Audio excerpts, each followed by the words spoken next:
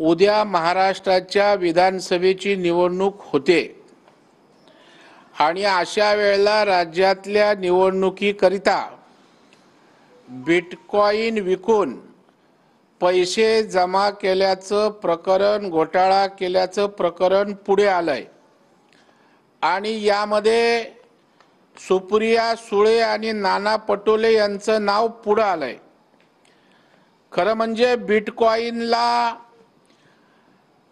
चलन म्हणून आपल्या देशामध्ये मान्यता नाही, ते बेकायदेशीर आहे, घटनाबाह्य आहे।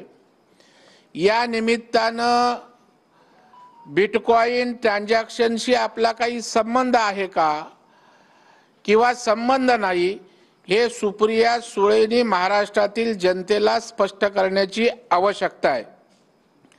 गौरव मेहता आणि गुप्ता यांच्याशी काही संबंध, यांच्याशी काही संपर्क झालाय का, या संदर्भात स्पष्टीकरण देण्याची आवश्यकता आहे।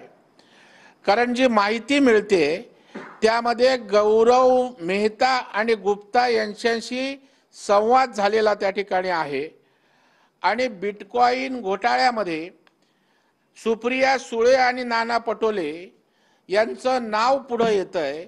त्याच्यामुळे वस्तुस्थिती महाराष्ट्रातील जनतेला समजण्याची आवश्यकता आहे।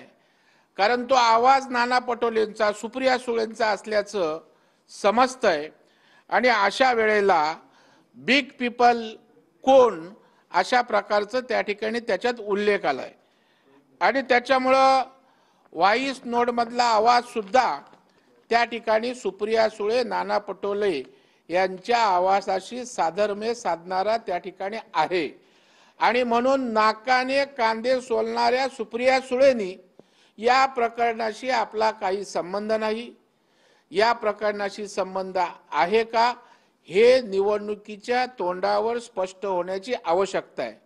त्यामुळे दुसऱ्यांवर पैशाचे वाटपाचे गोळा करण्याचे आरोप करत असताना हा घोटाळा करण्याचा एक वेगळा मार्ग, ज्याला डिजिटल करन्सी बोलतात, त्या माध्यमातून आहे आणि याच्यामध्ये करोडो रुपयाचा घोटाळा किंवा पैसे या निवडणुकीकरिता व्यवहार झाल्याचं निश्चितपणे वाटतंय।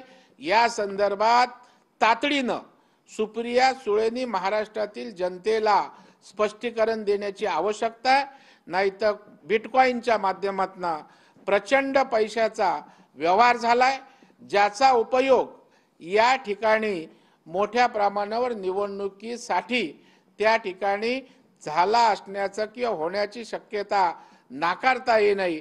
त्याच्यामुळे एक व्हाईट कॉलर चिटिंग बोलतात,